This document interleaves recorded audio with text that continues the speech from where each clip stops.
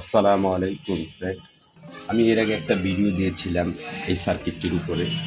পড়ার পর আমরা যে সমস্যাগুলো পেয়েছিলাম সেটা হচ্ছে এটার শান্ট রেজিস্টারটা খারাপ ছিল।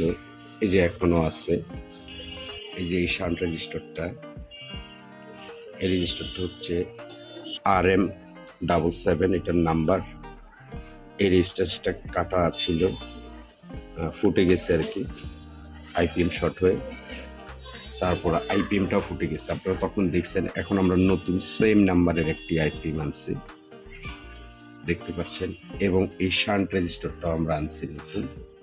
আমরা এই রেজিস্ট্যান্সটা লাগাবো এবং এই যে ফিউজটা কাটা ছিল এখানে আমরা আরেকটা উপর দিয়ে ফিউজ লাগিয়ে দিয়েছি।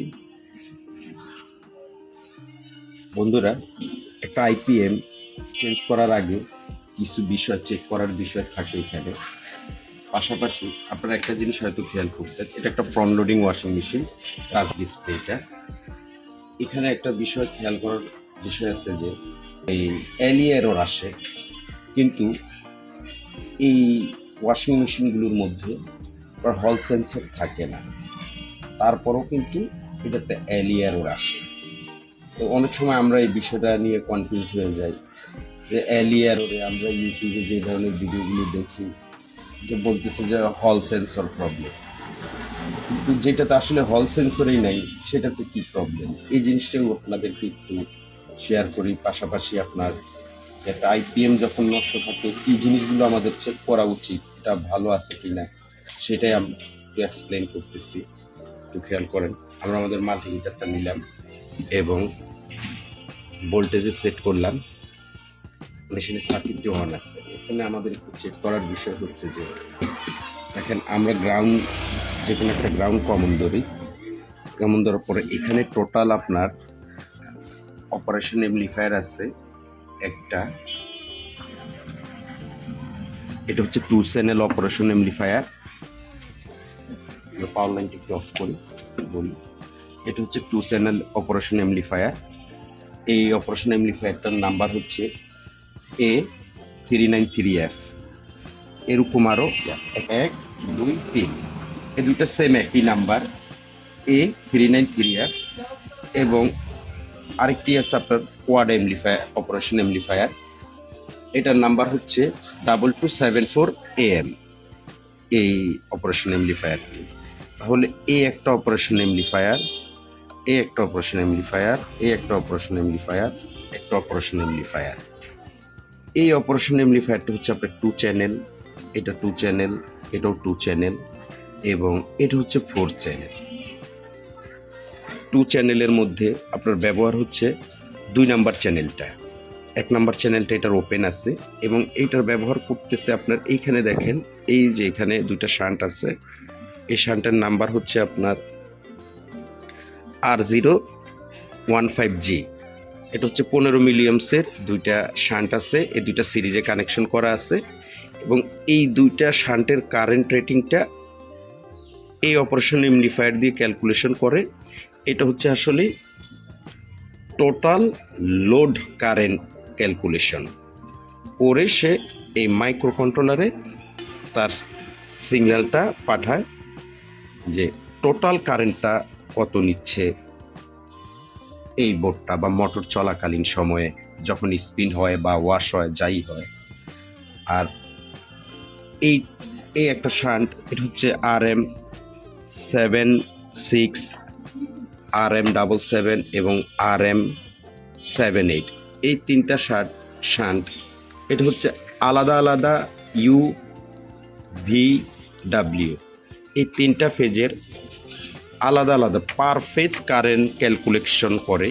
তার জন্য এই অপারেশন এমপ্লিফায়ার, এটা হচ্ছে আপনার চ্যানেল হচ্ছে 4 চ্যানেল।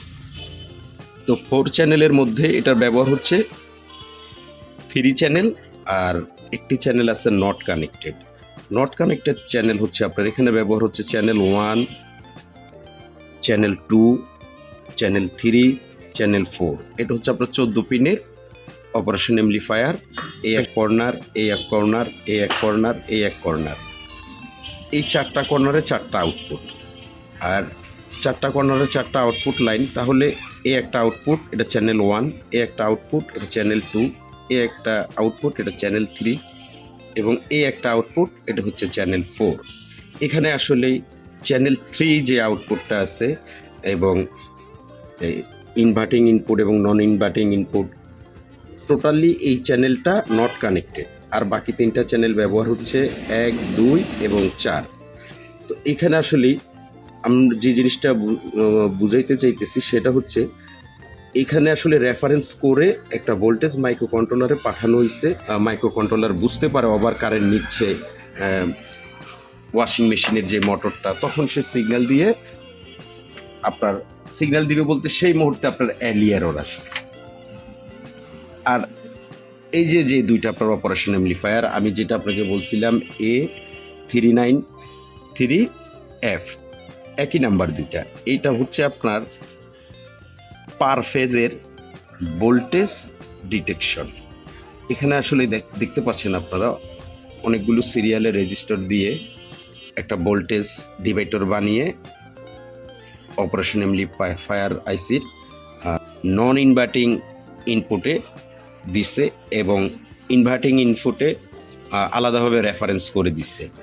এই মোটরটার যেন ওভার ভোল্টেজ হইলে মোটরটাকে সে অফ করে দেয়। এক কথায় আপনার এইটা এবং এইটা এইটা এইটা এই 4টার যে কোনো একটা সমস্যা হইলে আপনার এরর আসবে। এবং আপনি এখানে আরেকটা জিনিস দেখতে পাচ্ছেন, আপনার SD71 যে ডায়োডটা আপনারা দেখতেছেন, এই ডায়োডটার আপনার হচ্ছে যে ডিসি লিঙ্ক যে লাইনটা, সেই ডিসি লিঙ্কের ইনপুটটা এখান দিয়ে করছে। যে ডিসি লিঙ্ক এই মুহূর্তে আমাদের এই মেইন ক্যাপাসিটরে কী পরিমাণ ভোল্টেজ আছে সেই ভোল্টেজটাকে একটা ক্যালকুলেশন করে এই মাইক্রো কন্ট্রোলারের 95 নাম্বার পিনে ইন করাইছে, যেটা দিয়ে আপনার ডিসি লিঙ্ক ভোল্টেজটা ক্যালকুলেশন করা হয়। তারপরে হচ্ছে আপনার যে আরেকটা পিন, তারপরের পিনটাই হচ্ছে 96, এটা হচ্ছে BFO মানে IPM ফল্ট আউট পিন। এই পিনেও আমরা 5 ভোল্ট পাবো,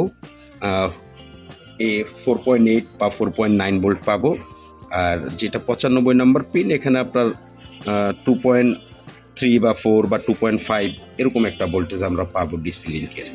তো আমরা এই জিনিসটা এখন একটু চেক করি। এবং আরেকটা জিনিস আপনারা দেখতেছেন এইখানে যে আপনার UVWর যেই এখানে যে 6টা IGBT আপনার এই IPM-এর মধ্যে ইন্টারনাল থাকে এবং সেটার আপনার যে গেট ড্রাইভগুলো আছে সেই গেট ড্রাইভগুলো দেওয়া হইতেছে আপনার এই মাইক্রো কন্ট্রোলার থেকে।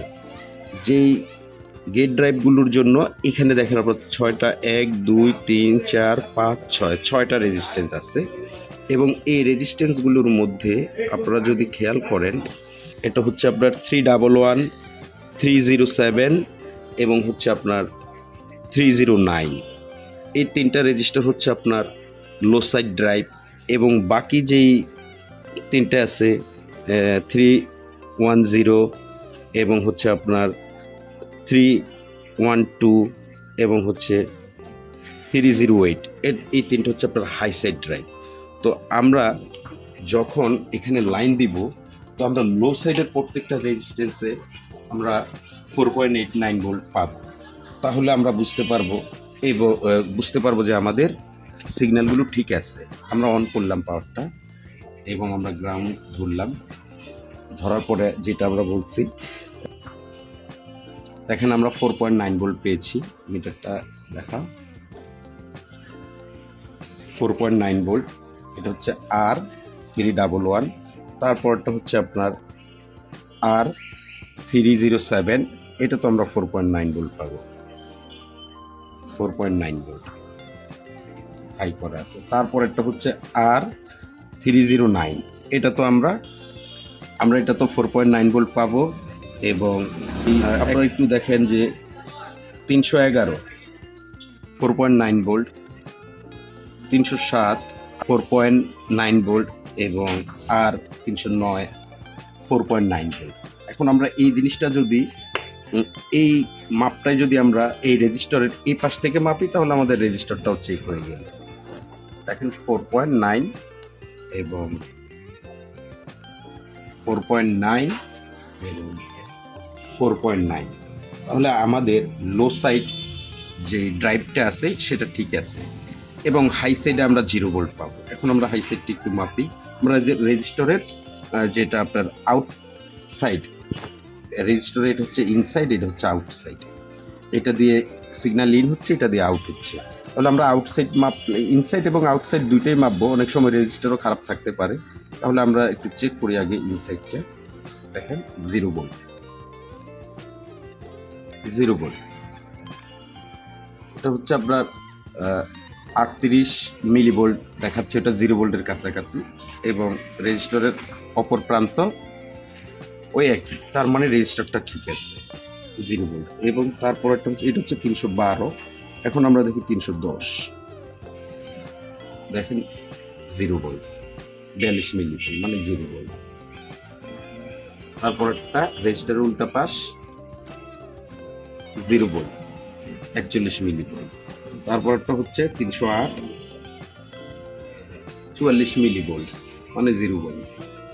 তারপরটা হচ্ছে আপনার 44 মিলি ভোল্ট মানে 0 ভোল্ট। আমাদের আইপিএম এর এই সাইডটা ঠিক আছে। এবং আমরা যেটা আপনার বলছি যে টোটাল লোড ক্যালকুলেশন যেই শানটা আছে, আপনার 7 নম্বর পিন হচ্ছে আউটপুট। যেহেতু চ্যানেল 1 এটাতে নট কানেক্টেড, তাহলে আপনার চ্যানেল 2-র 7 নম্বর পিন হচ্ছে আপনার আউটপুট। আমরা এখানে 7 নম্বর পিনে 4.9 ভোল্টের মতো পাবো। তাহলে 4.9 volt, 4.9 volt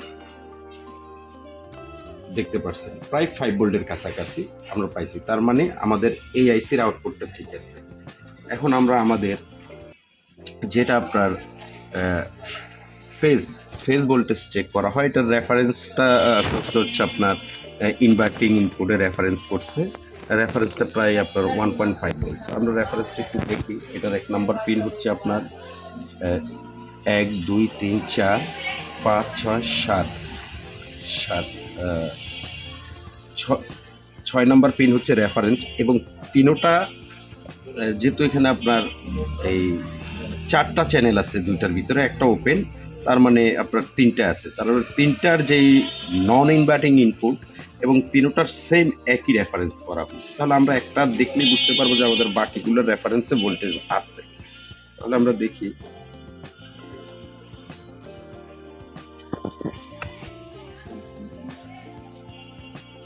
one point four volt reference করা আছে, এবং এটার আউটপুটে দেখাবে 0 ভোল্ট। তাহলে আমরা প্রত্যেকটার আউটপুটটা চেক করি। এটার আউটপুট হচ্ছে, এটা হচ্ছে 1 নাম্বার পয়েন্ট, এই যে এরর চিহ্নটা আপনারা দেখতে পারতেছেন, এটা হচ্ছে 1 নাম্বার পয়েন্ট। 1 নাম্বার পয়েন্টের 1 নাম্বারটা হচ্ছে আউটপুট। দেখেন আউটপুট 0 ভোল্ট, 0.0489 মিলি ভোল্ট, এটা 0 ভোল্টই। তারপরেরটা হচ্ছে আপনার এই 2 নাম্বার চ্যানেলের আউটপুট হচ্ছে আপনার 7, এটা একই দেখতেছে 0.0466 ভোল্ট মানে 0 ভোল্ট। এখানে বিষয়টা হচ্ছে আপনার 0.8 ভোল্টের নিচে যে ভোল্টেজটা থাকবে সেটাই 0 ভোল্ট। তারপরে দেখেন এই আইসিটার নাম্বার হচ্ছে আপনার 704। এই আইসির আউটপুট পিনটা আমরা দেখি, আউটপুট দেখেন 0 ভোল্ট। 1 নাম্বারটা হচ্ছে আপনার আউটপুট, এই যে 0 ভোল্ট, এটা হচ্ছে আপনার 0 ভোল্ট। তাহলে এই দুইটা আইসির আউটপুট হচ্ছে 0, এবং এই আইসির আউটপুট হচ্ছে আপনার 4.9, এবং এই আইসির আউটপুট হচ্ছে আপনার 2.6। তাহলে আমরা প্রথম আউটপুটটা দেখি, 2.6 ভোল্ট। এবং এই আউটপুটে যদি আপনার 2.6 ভোল্ট না থাকে তাহলে আপনার অ্যালি এরর আসবে। এবং এরকম আমরা আরেকটা আউটপুট চেক করি, চ্যানেল 2.6 ভোল্ট। তার মানে এই আউটপুটটাও ঠিক আছে। যেহেতু 3 নাম্বারটা ওপেন, আমরা 3 নাম্বারটা দেখতেছি না, এটা নট কানেক্টেড পিন। এবং 4 নাম্বারটা আমরা দেখতেছি, দেখুন 4 নাম্বারটা হচ্ছে 2.6 ভোল্ট। তার মানে আমাদের এই আইসিটা সম্পূর্ণ ঠিক আছে, এবং আমাদের গেট ড্রাইভ রেজিস্টারগুলো এবং গেট ড্রাইভের ভোল্টেজটাও ঠিক আছে। পাশাপাশি আমাদের যেগুলো আপনার ইউবিডাব্লিউ পার ফেজের ভোল্টেজ চেক করে, এইটাও ঠিক আছে।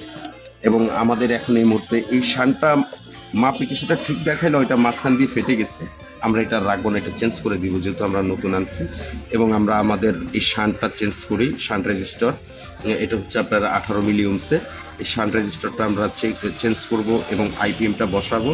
আর বন্ধুরা এখানে আরেকটা জিনিস খেয়াল করেন, আমি যেটা বলছিলাম SD71 যেই ডায়োডটা আছে, এই ডায়োডটার আপনার এক সাইডে হচ্ছে আপনার 5 ভোল্ট, এই ইউএ আইসির আউটপুট পিন হচ্ছে আপনার 2-3, এখানে 4.9 ভোল্ট, এই ভোল্টেজটা আছে এই পাশে। এবং এটা হচ্ছে সিকিউরিটি ডায়োড।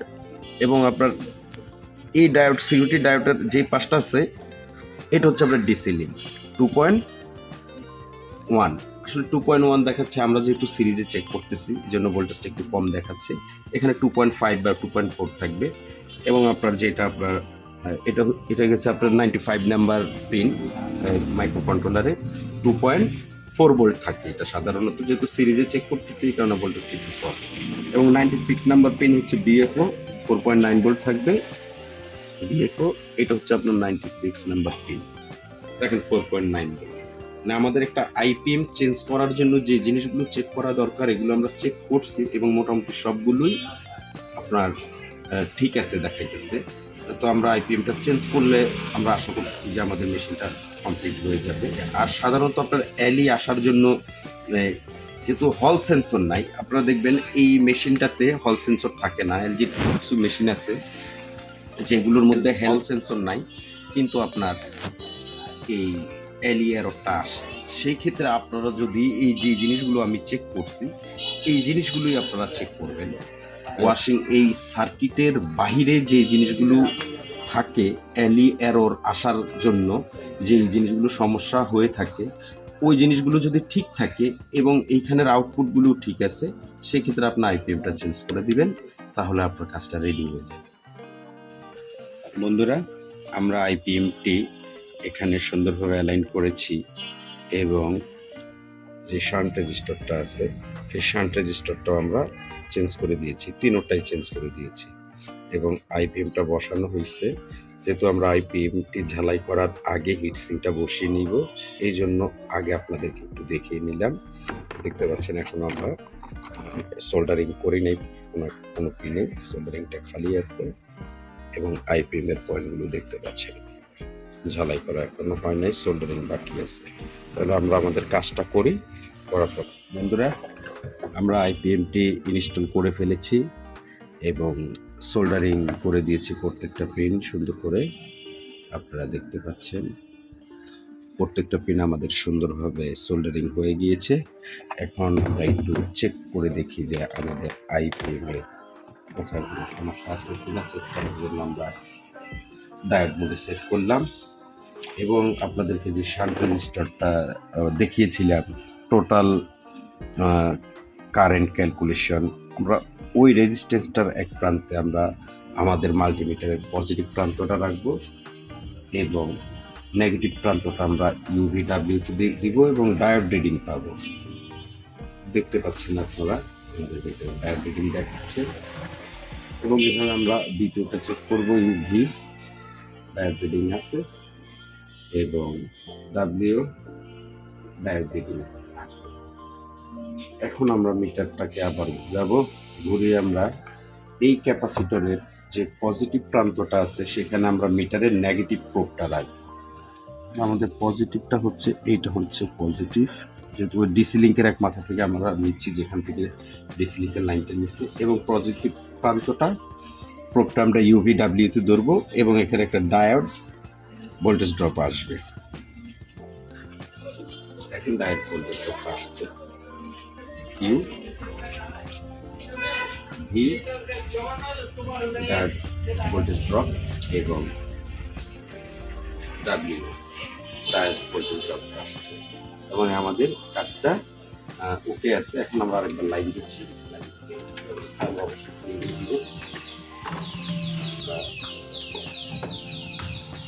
লাগালাম, টেস্ট করে নিলাম।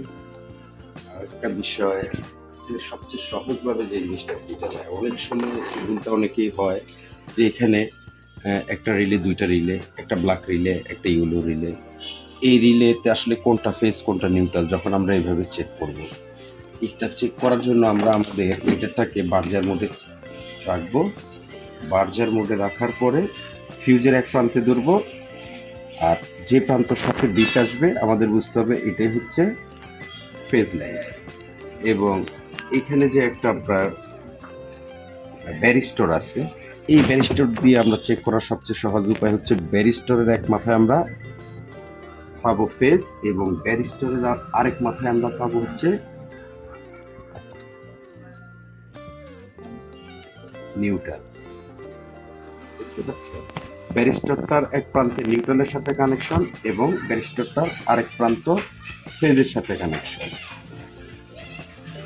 এই যে ফেজের সাথে কানেকশন, তাহলে আমাদের এটা হচ্ছে নিউট্রাল, এটা হচ্ছে ফেজ। অবশ্যই আমরা সিরিজে আমরা পাওয়ারটা দিচ্ছি, তো পাওয়ারটা চলে আসছে এবং এই এয়ারটা যেহেতু এখন এটা সিস্টেমের সাথে লাগানো নাই, ওয়াশিং মেশিনের সাথে এখানে পিই টিই টিই1 ডিই2 এই এয়ারগুলো আসবে। এই যে ডিই2 ডিই পিই টিই এই এয়ারগুলো আসবে, যেহেতু এটা ওয়াশিং মেশিনের সাথে সেটিং করা নাই। আমাদের কাজটা হয়েছে এবং এইটার যে মিউজিক সাউন্ডটা নাই, সেটা হচ্ছে এই সাউন্ডটা হয়তো আগে কাস্টমার অফ করে রেখেছিল, যেহেতু এখন এরর শো হচ্ছে এই কারণে এটা অন করতে পারতেছি না। এটা মেশিনে লাগানোর পরে এটা অন করা যাবে সিস্টেম থেকে। তো আমাদের কাজটা বন্ধুরা কমপ্লিট হয়ে গেছে। আমরা এখন এখানে লিকার স্প্রে করব, তারপরে আমাদের এইটা ঝালাই দিয়ে দিব। আশা করি আমাদের কাজটা কমপ্লিট হয়ে যাবে।